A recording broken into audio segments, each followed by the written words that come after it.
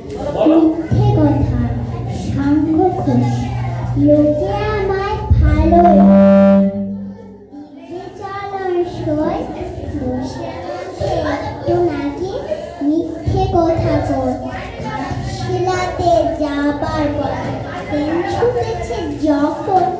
মায়ের কাছে বাবার কাছে পড়ছে বকম বকম হঠাৎ দেখি মাঠের মধ্যে চলন্ত সব গাছে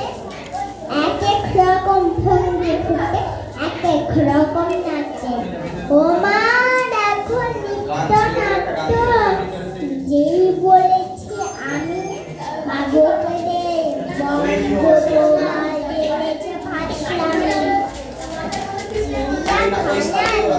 জানো তো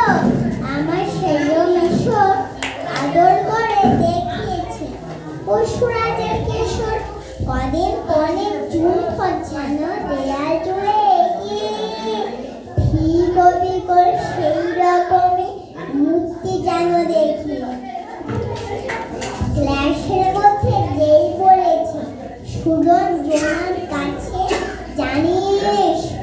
আমার ঘরে সিংহ বাঁধা আছে শুনতে পেয়ে দিদিমণি অমনি বলাই শোনো